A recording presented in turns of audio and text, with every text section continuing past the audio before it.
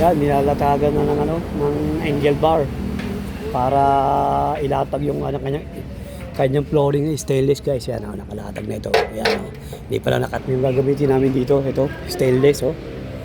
Yan. Pati yung flooring, ito flooring stainless na checkered, ang tawag dyan stainless check. Pantay yan, para pantay lalagay ito. Para paglapat ng flooring pantay.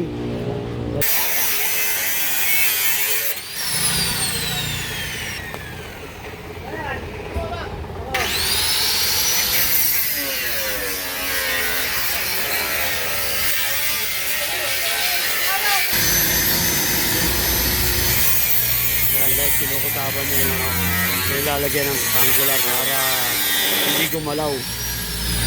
Ayan guys, ayan si the father and son.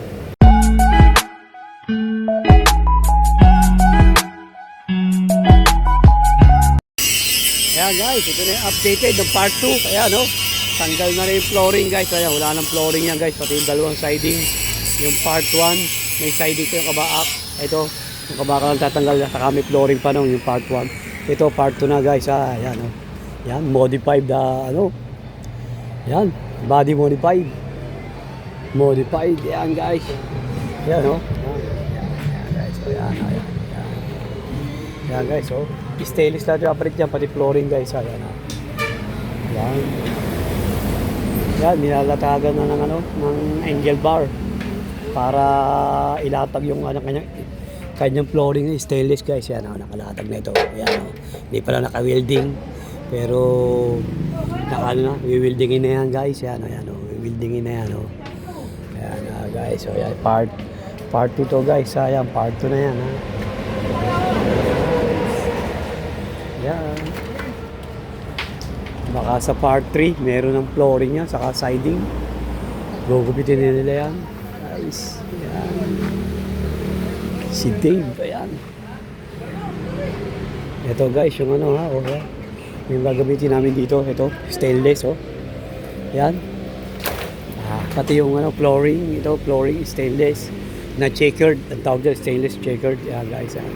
Yan gagamitin ito flooring para sa flooring yung guys, para mas maganda ang flooring, hindi madulas, checkered guys. Yan guys, Suzuki ito guys, Suzuki.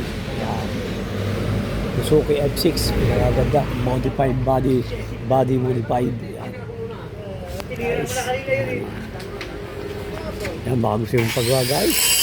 Location namin Barangay Bangka, Victoria, Laguna. Ayan, malapit sa Iklog ni Kuya, kung alam mo yung Kuya.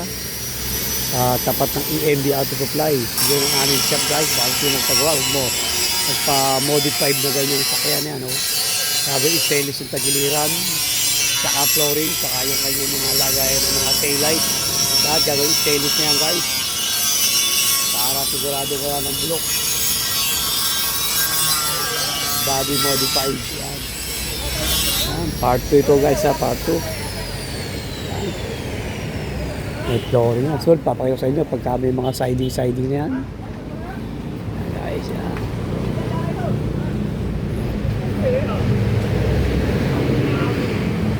Yan, dudusong din ng chassis to. Dudusong din ng chassis. Lagay lang dyan. Para maging pantay.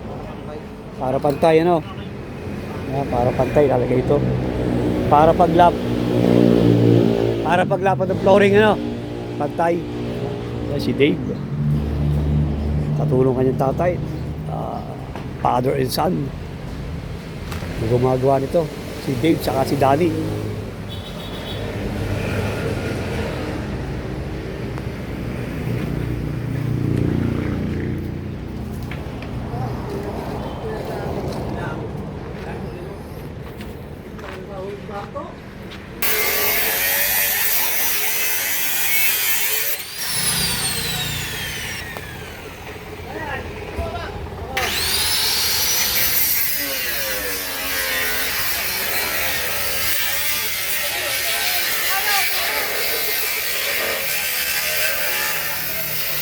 Inaano niya yung tinatamaan ng angular para hindi gagalaw. kinukutabag. Ayan.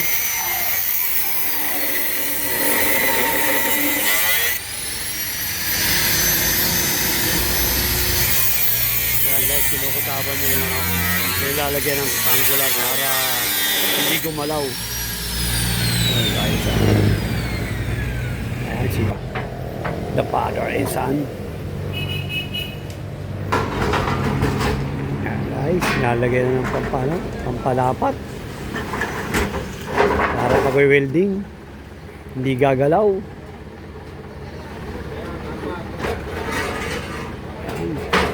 Welding din yun dyan. Kaunti lang, spot.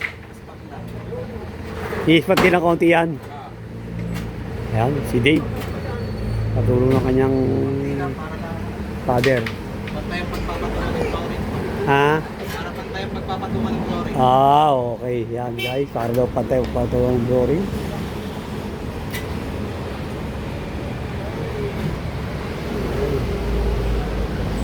Ganyan lang kami magawa dito para ang flooring hindi pangit pag alon-alon. Pangit kasi pag alon-alon ng flooring. Guys. Ganyan lang kami mag-set up ng flooring.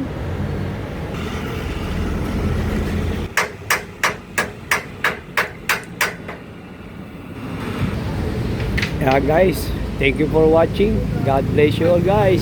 Update ko na kayo sa part 3 to guys. Ayan, part 2 lang to guys. Siguro sa part 3 may mga flooring na yan, saka siding. Papakita ko sa inyo guys. Ayan, ayan. Ngayon lang kami magawa dito guys. Thank you guys.